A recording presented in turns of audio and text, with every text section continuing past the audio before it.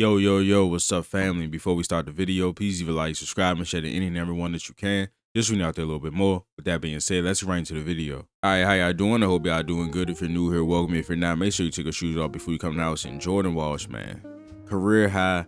He had his career high, I believe, either in the first half or really early into the third quarter. But 22 points, 7 rebounds, 3 assists, perfect from the field, 8 for 8, 2 offensive rebounds, 2 steals, 1 block. And he's just, man, this is a totally different guy. The confidence has skyrocketed. You can see it not just in the defense, of course, because we kind of knew that if there was something about Jordan Walsh that would translate to the NBA, it would be his defense. But the jump shot's looking good. He's doing some moves in the paint. He's attacking the rim really aggressively. And he's just playing really well right now. First play of the game, the Celtics go to Horn's chest. Horn's lineman, of course, 2 people at the elbows of the free throw line or really close to it. And then we're going to have the chest. We're going to have the screen by Sam Hauser that he's going to receive the flare screen by Walsh. They usually just run this for his guy so they can get him off the flare screen. Is this a ghost flare? Yeah, he sets a ghost screen. He gets the flare, but then it's all to set up this action right here. So the Celtics are going to use Horn chest to get into turn zoom action. If you've been around my channel, you know this is dribble handoff where somebody gets a pin down screen or an off ball screen, then comes to get the dribble handoff. But this time it's called turn zoom, just literally because Jordan Walsh turns into the screen. So then you got the off ball screen, you got the dribble handoff, well, this way. You got the dribble handoff with Sam Hauser coming to get the ball from Walsh. Jordan Walsh has a good enough screen to get CJ McCollum lag behind. Marvin Bagley is up to the level of this pick and roll. 2 to the ball. We created a numerical advantage here between Jordan Walsh, Walsh versus Chris Middleton. Chris Middleton does a nice job tagging Walsh, but that leaves Walsh open. Walsh drives, draws Marvin Bagley up, and dump down to Cater. And he is just so good defensively, man. We need to have some I need to see him guard. I'm to the point where I need to see him guard like a Luka. I need to see him guard the Shea. I need to see him guard the motherfuckers. I know that he ain't gonna keep them scoreless, none like that, right? But he has defended some really good offensive players.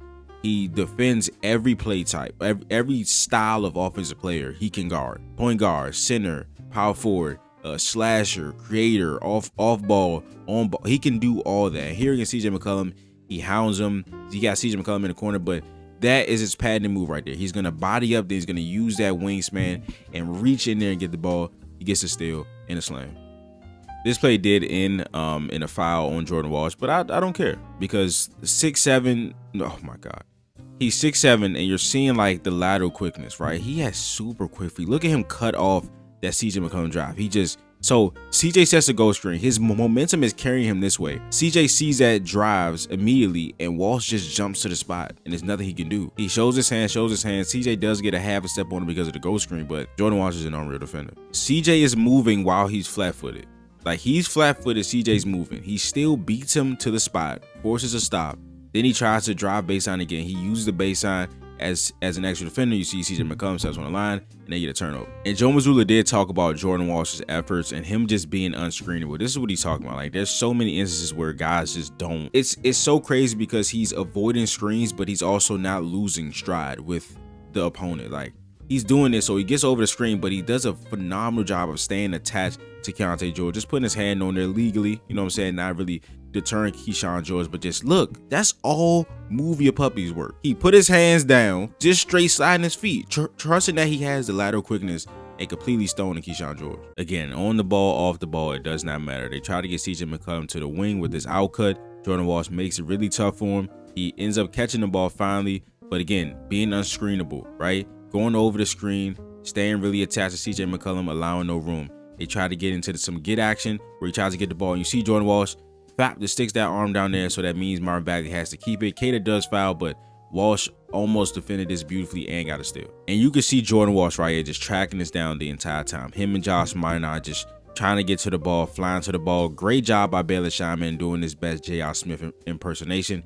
So Jordan Walsh can come from behind and get that block, and then a confidence I was talking about on the offensive side of the ball, hitting threes, driving with confidence, doing some moves in the paint sometimes too. It's the and one there. And Josh Minot and Jordan Walsh in sync defense again. Look how they pass off Tristan Vucevic. So many times we see that opposing teams, like, well, in this game, Derek White, right? When teams switch, they don't do it correctly. They don't switch up and into space, right? They don't pass off this guy. So Derek White, if they don't switch up and into space, Derek White's just shooting his ball, right? And also, they don't pass off guy that's setting a screen like this, so he's able to slip right there. But you see that there's no switch pocket here. There's no opening for Tristan Vucevic to go anywhere.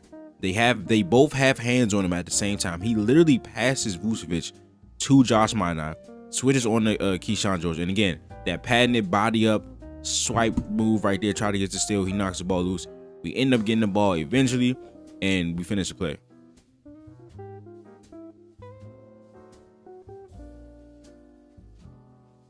Now he's guarding the center, and they try to enter the ball into him. Jordan Walsh says, no, give me that, and steal. On the season, Jordan Walsh is shooting 39% from three. Low volume, but he's really hitting those shots. And sometimes you just got to tip your cap to the offensive player, but if Jordan Walsh can continue to play defense like he does in his possession, a lot of people ain't going to score on him, right? So Chris Middleton has the ball, again, being unscreenable, but still being able to avoid the screen and stay attached to his man right there. So he's on Chris Middleton, kind of reaches right there, forces like some little mishap there. He gives the ball up, right? He gets the ball, right? And I talked about his momentum, but still being able to jump to spots to stop drives, right? So his momentum is taking him up, right? Chris Middleton sees that and he tries to drive that way. Jordan Walsh jumps to the spot again, cuts him off, and he just makes a great play. But like, that is perfect defense. Again, showing the confidence and aggressiveness as a driver, makes a play for the Skater.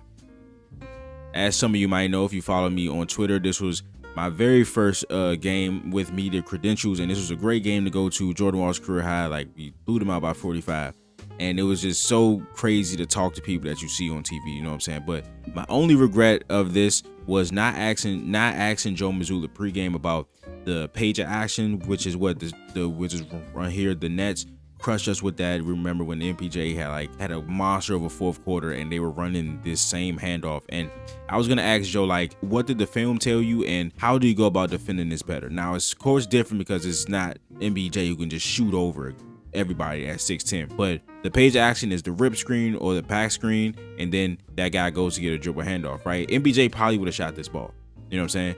But Jordan Walsh's energy, right, getting over that screen, getting back into the play in front of Keyshawn George and forcing turnover. And if Jordan Walsh is coming down the lane looking like this, I probably wouldn't get in his way. Hey, man, listen. At 6'7", he got cornerback feet, bro.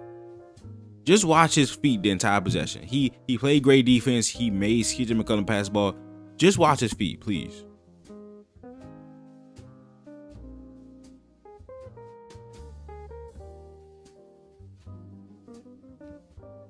Bro, this is that is crazy.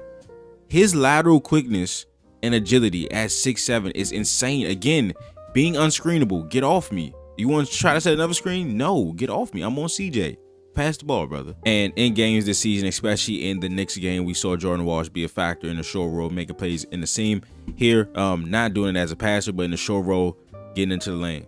But that is a video. If you enjoyed it, please leave a like, subscribe, and share to any and everyone that you can. Just read out there a little bit more. And I will see you guys in the next video. This is Nick. Peace.